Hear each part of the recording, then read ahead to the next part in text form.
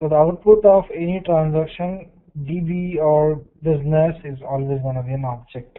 And basically we call that object as a bean, as well as sometimes DTO or TO. What is DTO? What is TO? DTO is data transfer object. TO is a transfer object. Many industries uses different words. Ultimately, it's actually, what is that? It's actually a class representing fields and getters and setter methods. Okay. So let's write a class first. So I'm just writing a customer DTO. So customer DTO will consist of properties of that customer, right? So it will be first name, last name, then address line 1,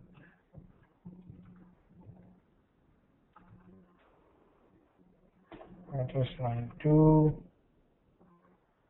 then city, bit and zip code, and so many things. Private, string, what else?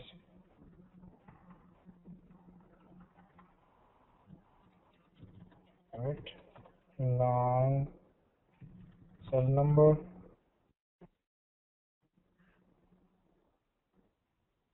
one sec.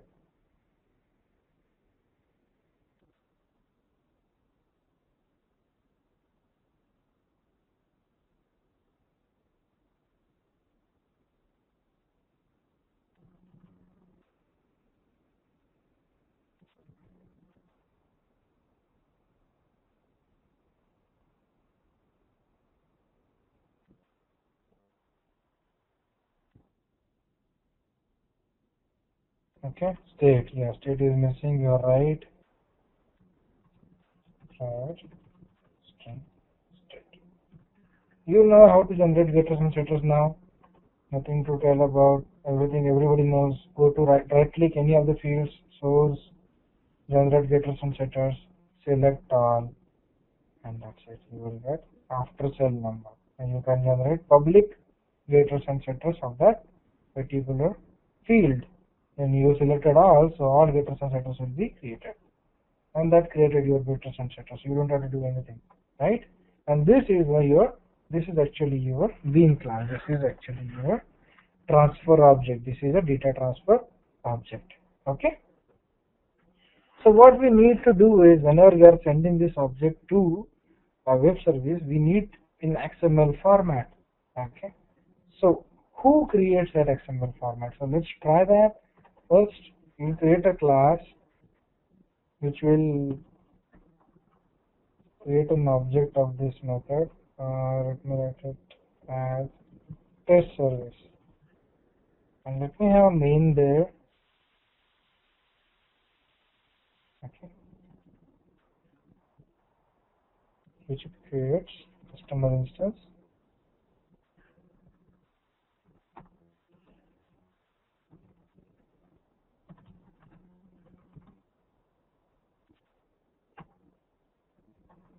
Now we set the customer properties. Customer dot set first name,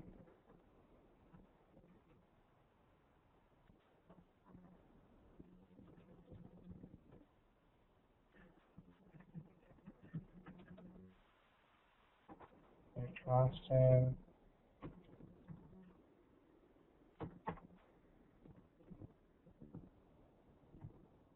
address line 1.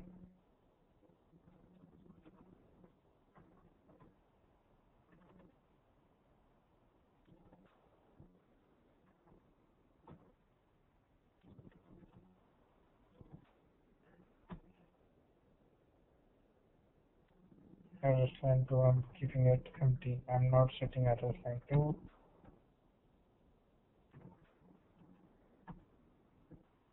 State North Carolina.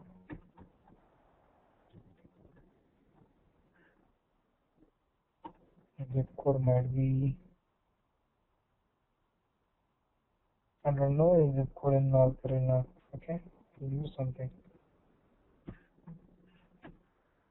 Oops, this is sat zip code. That's it. I don't need more details. Now I need to convert this stuff, this customer object in XML. So what we're gonna use is extreme. So we will use extreme and we'll create an instance of it.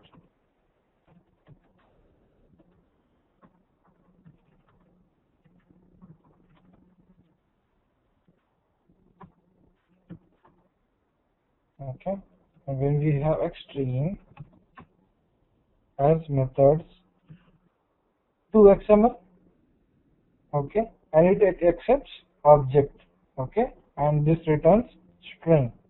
So we'll use this method to XML and pass our customer object to it. Okay, I created an extreme instance.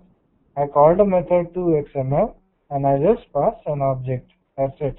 And I'm just assigning a string, XML string is equal to. Let's this out and let's check what we get out of this.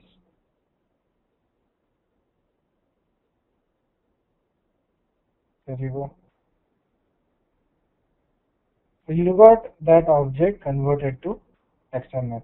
See this is the start tag, this is the start tag, end tag, you got name, last name, address line 1, as you did not give address line 2 is not there, then state, zip code, cell number is by default 0, so it's not given, that's right, it came as 0, so if you need a default value of something, okay, give me 1 second, some student is having some problems.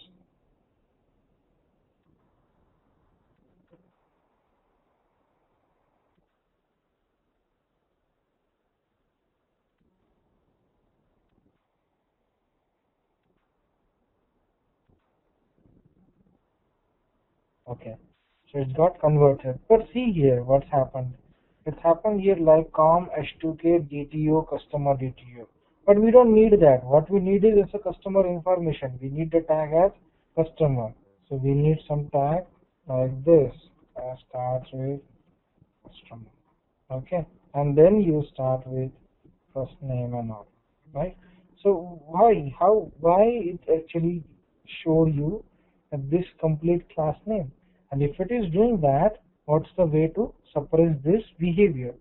So in extreme, you can actually alias a class name. You know what is alias? We used alias in SQL, right? So we use table alias. Similarly, we can create an alias for a particular class name. So how to do that?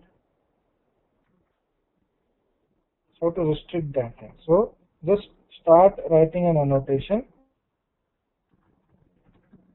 extreme alias, and just click enter. Now pass like what this should be called. So this should be called as customer. Okay. Okay. And now check what happens. Okay. Now what happens is, now still you are seeing that a complete class name. So you gave an alias, but it's still not reflecting. Why? Because extreme doesn't know there is a alias there. So the way to do that is pass or tell extreme that he has to process annotations. So tell him process annotation